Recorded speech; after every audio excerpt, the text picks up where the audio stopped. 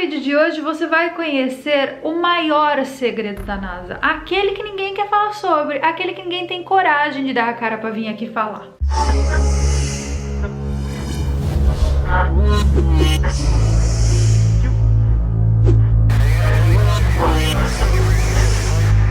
Eu não sei quanto tempo esse vídeo vai ficar no ar, então assim, veja agora, compartilhe agora, depois a gente não sabe. Eu já contei aqui no canal diversas vezes, em vários vídeos, várias conspirações do governo e de vários governos do mundo envolvendo a exploração espacial e o interesse bilionário que eles têm nesse mercado, que não é muito falado pra gente. Mas quem é que está no topo da exploração espacial?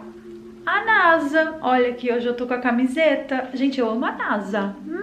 Só que no vídeo de hoje você vai conhecer o maior segredo da NASA, aquele que ninguém quer falar sobre, aquele que ninguém tem coragem de dar a cara pra vir aqui falar. Você já ouviu falar de Jack Parsons?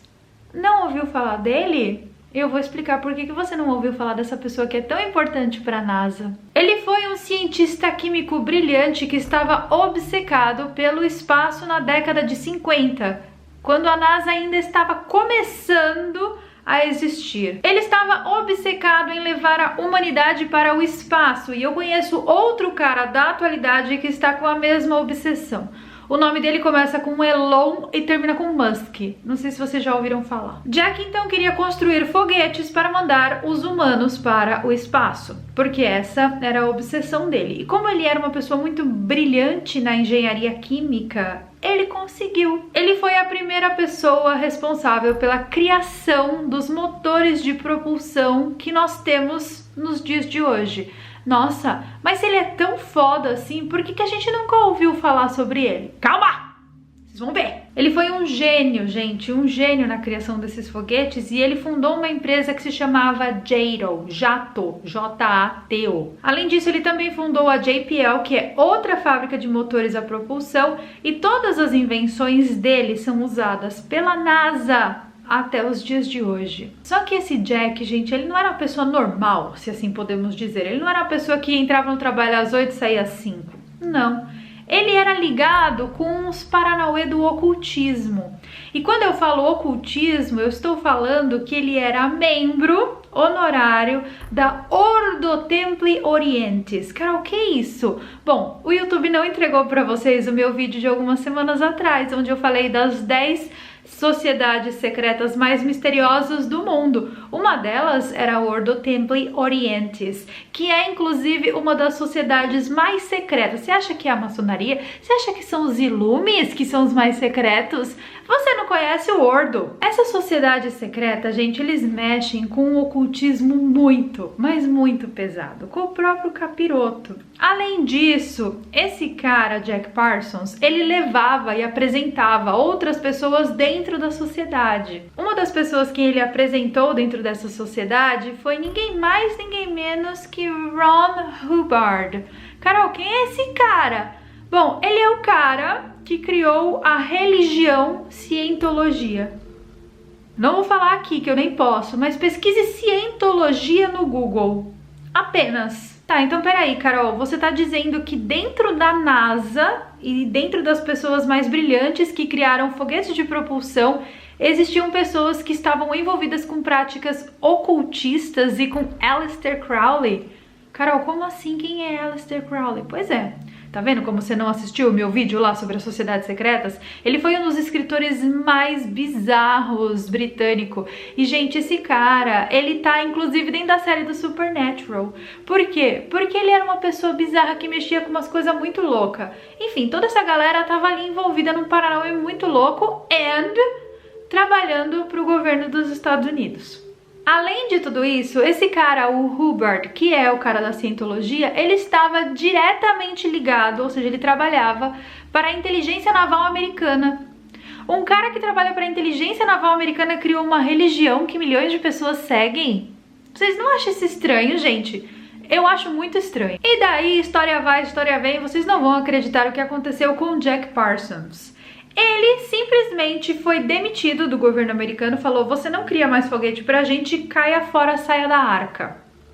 do dia pra noite, sem mais nem menos. E daí, gente, como ele era essa pessoa muito versada nos Paranauê, ele começou a trabalhar para inteligências de outros países, recebendo propostas bilionárias de governos. Inclusive, a proposta mais alta que ele recebeu foi do governo de Israel, para quem ele começou a trabalhar. Lembrando que Israel não era inimigo dos Estados Unidos naquela época. Ele trabalhava de casa e daí uns agentes infiltrados do governo de Israel iam na casa dele pegar as coisas que ele fazia.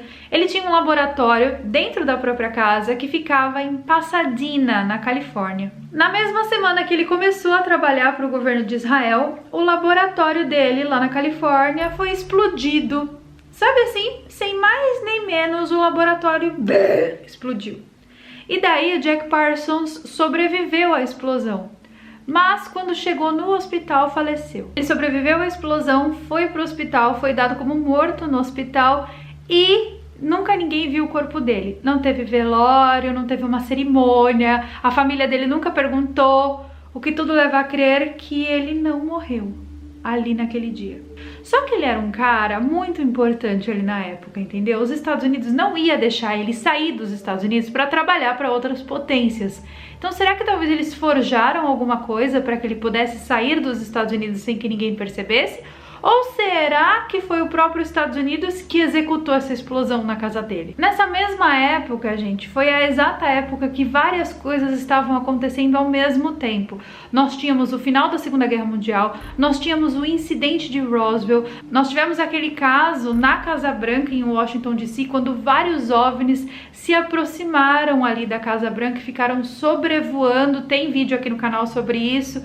Enfim, eram várias coisas misteriosas acontecendo juntamente com essa suposta morte de Jack Parsons. Ao mesmo tempo, nessa mesma época, você já deve ter ouvido falar que a Alemanha nazista estava envolvida com a construção de discos voadores. Eu já falei isso aqui no canal, vou deixar o vídeo no card para vocês assistirem. Bom, enfim, os alemães estavam desenvolvendo uma tecnologia muito estranha chamada de tecnologia antigravidade, onde uma parte da aeronave girava para um lado, outra parte da aeronave girava para o outro, criava-se ali um campo gravitacional e as naves construídas por eles voavam de maneira bem estranha e bizarra. Tudo isso, gente, acontecendo na mesma época. Imagina! Além de tudo isso, todas as pessoas que trabalhavam com Jack Parsons foram eliminadas da mesmíssima forma. Tudo assim, em acidentes estranhos, pessoas sem caixão, sem corpo, um negócio bem estranho. Essas pessoas que trabalhavam com Jack Parsons, elas foram substituídas dentro do governo americano para a criação da NASA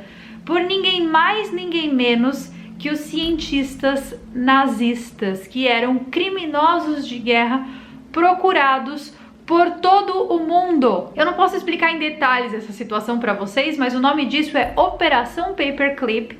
Essa operação foi conduzida pelo governo dos Estados Unidos, onde eles contrataram esses cientistas nazistas.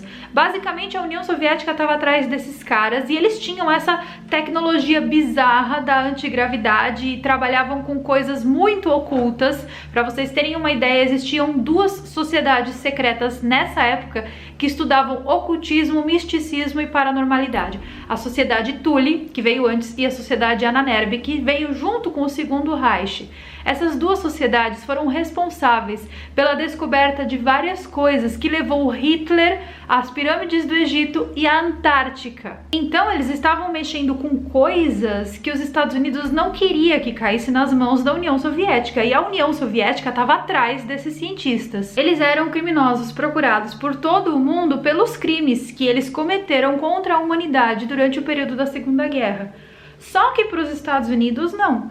Para os Estados Unidos, eles não só foram protegidos, como foram levados para dentro da NASA, recebendo salários altíssimos, trabalhando em cargos altíssimos de cientistas lá dentro da NASA, desenvolvendo tecnologia para os Estados Unidos, protegidos, escondidos, ou seja, criminosos, gente que fez o que fez na época do nazismo, trabalhando para os Estados Unidos e vivendo uma vida normal, como se nada tivesse acontecido. Vocês entenderam o que aconteceu aqui? Pessoas inocentes foram apagadas e criminosos de guerra foram contratados para a criação da maior agência espacial do mundo. E então, gente, a NASA foi criada. A NASA foi criada por essas pessoas. Agora, sabendo de tudo isso, a NASA é realmente uma agência espacial? Uma agência que busca a exploração espacial? Sabendo disso que você sabe agora? Gente, o que eu tô falando aqui não é nenhuma conspiração, tá? Isso é real. Os documentos da Operação Paperclip são abertos para todo mundo. É só você entrar lá no site da CIA e pegar. Tá escrito lá. A gente já entendeu aqui que existem algumas práticas bizarras e ocultistas envolvidas dentro da NASA. E daí a gente chega agora numa parte ainda mais pesada do vídeo. Não sei se vocês sabem, mas a Apollo 1, a primeira cápsula da Apollo, ela explodiu em solo. Ela não precisou subir para ela explodir. Basicamente, eles estavam fazendo um treinamento em solo com 3 pessoas dentro da cápsula. E aí, gente, a cápsula explodiu em solo, matando essas 3 pessoas rapidamente. No momento da explosão, essa plataforma onde a Apollo 1 estava, ela estava perfeitamente alinhada com o cinturão de Orion, ou seja, as 3 Marias, assim como a gente conhece, no grau 33. 3 pessoas dentro de uma nave, alinhada com 3 estrelas, no grau 33, que foram sacrificadas. Por que essas pessoas foram sacrificadas e por que isso não foi um acidente?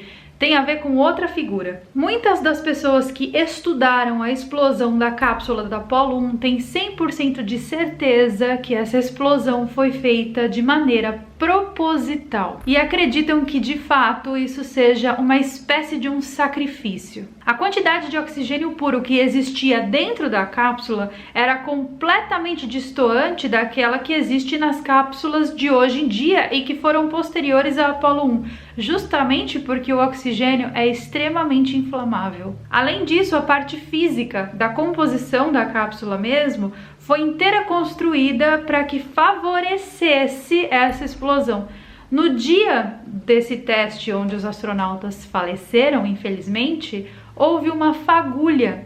Essa fagulha, gente, essa pequena faísca que aconteceu ali na plataforma de lançamento, ela não estava programada nem planejada e ela foi vista por todos que estavam lá. Thomas Barron, que era engenheiro de segurança na NASA naquela época, é a figura por trás dessas descobertas. De acordo com ele, que era um engenheiro de segurança muito criterioso, e por ele ser muito criterioso e reportar tudo o que ele estava vendo para os superiores dele, ele só durou 16 meses dentro da NASA. Ele estava diretamente envolvido com o processo de investigação do que aconteceu com essa cápsula da Apollo 1. E ele escreveu, gente, um documento detalhado de mais de 1000 páginas, apontando que, de fato, essa cápsula explodiu de maneira proposital. Esse documento ficou contido por muitos e muitos anos, mas foi vazado por ele mesmo para uma jornalista, falando: olha, estão fazendo coisas estranhas dentro da NASA, toma aqui, dona jornalista.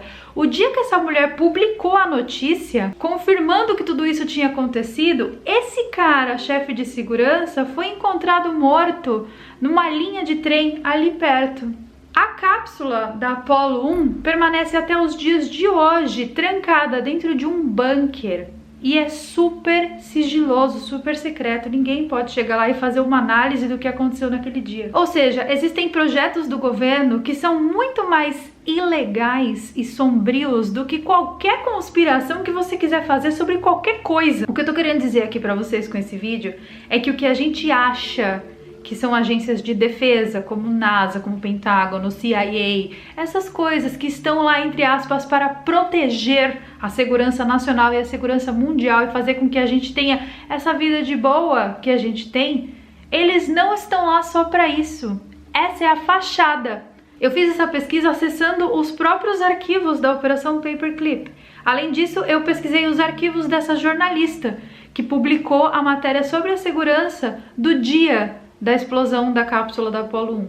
Então existem muitas coisas que estão sendo conduzidas por esses órgãos de fachada de exploração espacial que eles não falam pra gente. É por isso que eu falo pra vocês, gente, a gente precisa abrir a nossa mente, a gente precisa enxergar fora da caixa, porque tem muita coisa acontecendo ao nosso redor. E esse foi o vídeo de hoje, eu espero de verdade que vocês tenham gostado de conhecer um dos maiores, ou se não o maior segredo da NASA.